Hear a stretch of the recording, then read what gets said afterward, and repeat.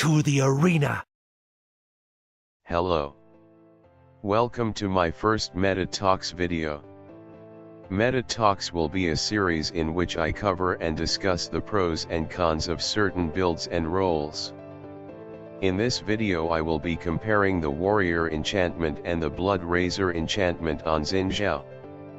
First things first, what changed between the old and the new, reworked, Zhao? Old Zin's kit was extremely limited when it came with poking.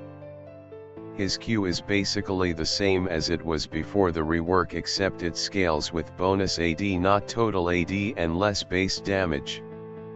His W was an attack speed steroid with a multitude of bonus effects.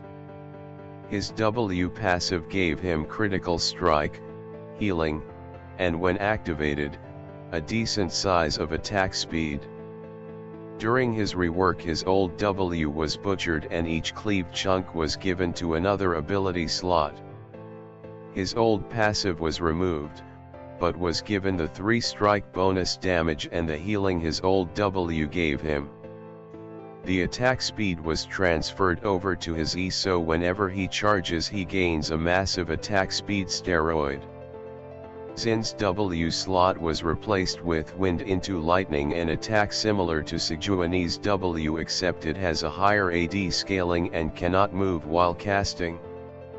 During the rework Zin's ULT was also given a tune-up.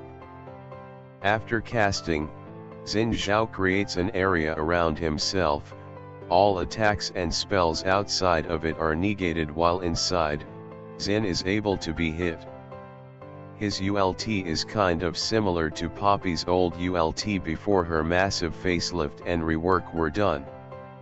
So what massive change made Zhao's meta build include Bloodrazor to switch over to the Warrior enchant? The introduction of Zin's new W was the main reason, but with the aid of his attack speed buff now on his E, the combination made Warrior Zhao outclass Bloodrazor. Since his E is his engage, the relocation of his attack speed buff was a perfect fit with his new W.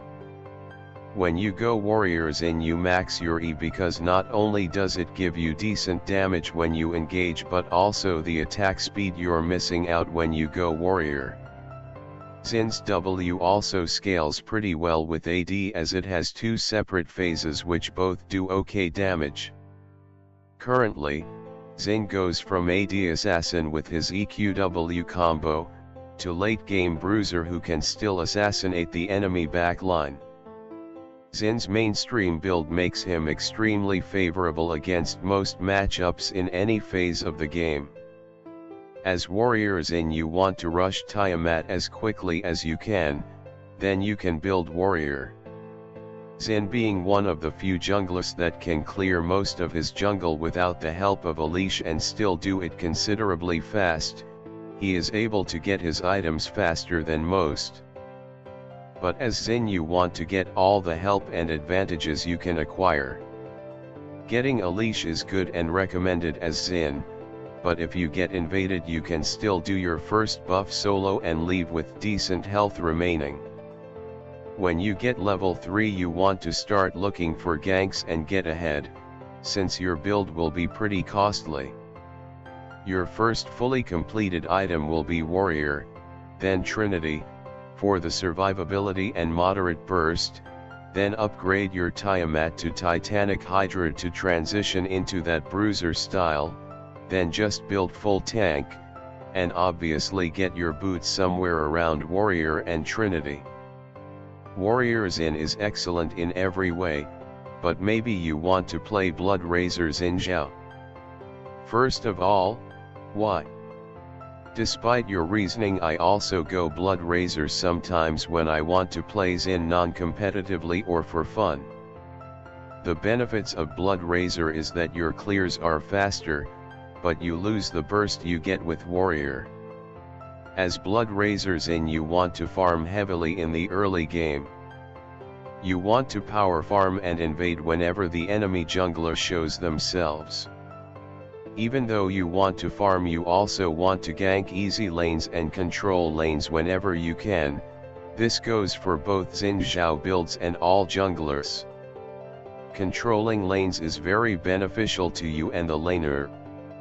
If your laner has died or backed without TP, you want to freeze their lane as well as soak up the juicy nectar of XP. If the minion wave is clashing into the tower, you instead want to get as much minions as possible. If the minion wave clashes in the middle and both laners are gone from both sides, you can do something risky and shove your minion wave under the tower as fast as you can, so the next wave will clash in the middle, resetting the lane. Zhao is a versatile champ in his builds, but the mainstream build is most likely the best. Zhao scales very effectively into early to mid to late game. He usually has no bad matchups, unless it's Tima or Jax, but even for Xin sometimes he can outscale them. If you enjoyed the video, EQW the subscribe button, and thank you for watching. I will be doing more videos like this on various topics on League, either meta or off meta, in the future, so support my channel if you want more videos like this by subscribing and liking the video.